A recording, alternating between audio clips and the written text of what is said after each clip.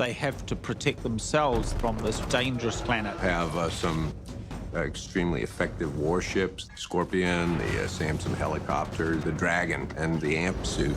It's basically guerrilla warfare. We've a variety of military weapons, a pump-action shotgun, the machine gun, and flamethrowers. A good shooting ace. The number of animals, the number of creatures, the number of vehicles.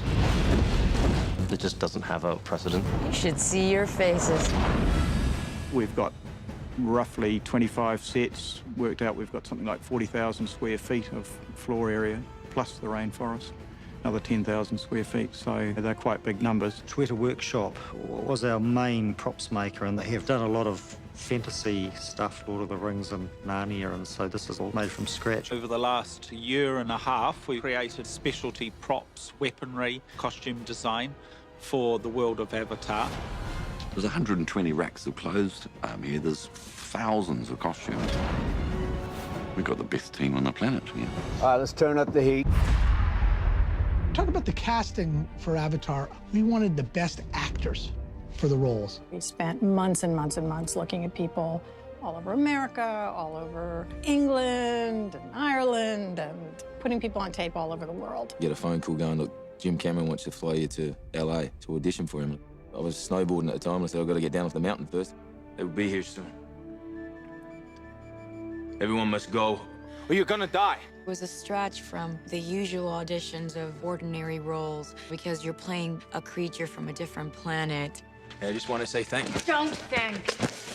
You don't thank for this. The big discovery on this film in the early days was that it was very important to cast somebody who looked the way you wanted your character to look. Well, what we found is that it was much more difficult to capture the fine nuances of expression when the performer didn't match the character. Wasn't casting only voices. It was casting a certain level of physicality and interaction. People literally laughed when I was explaining that Zoe had to train for months because they thought, well, why would you have to do that for an animated film? Well, it's not animated. It's captured performance. So every bit of the physicality of her character, and this applies to all the other that are Na'vi or avatars, everything had to be created by them. It was very important for us to put all of our actors through a training regimen that was specific to their characters. We had them work with archery experts. We had them learn to ride horses. To say we did a lot of training is an understatement.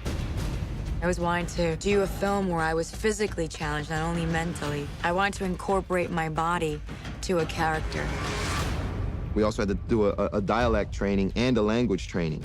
Alaxi Navilu Kete ECV. Kete ECV. I am the creator of the Na'vi language. It is between 400 and 500 words. To me, it's been the most challenging thing. Nari. Navi. Sam had to go through very collapsed but intense Marine Corps training. We had to take Sam and teach him how to be military. Someone came down and showed him what it's like to hold a gun. We had to teach him how to use a pugil stick the way a Marine would. To me, it was more the way these guys see the world and the way that their training has made them think, and nothing can stop them. You got some hard kids showing up in this neighborhood. It's just another hellhole. For the live action side of it, we did more weaponry training, fight training. Quaritch carries this laser-sighted pistol, and this comes into play occasionally. Mask on! We worked with Stephen inside the amp suit and make it look like that he's been doing it for like the last 6-7 years. And Michelle, she wanted to learn to fly that helicopter as if it were real. She takes care of the science crew. She flies them back and forth. And I did about a good 11, 12 hours with Kevin, who actually taught James how to fly his helicopter. Thank you for flying Air Pandora.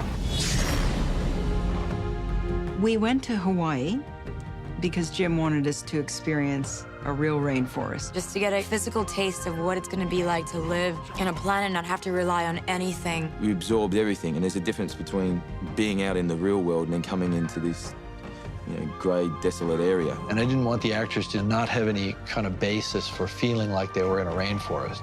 So we went way up in the mountains. You know, you don't know how your foot lands in mud if you're just standing on cement. So your body reacts differently to things once you've actually gone out and done those things. So it was about making it real for the actors in the volume.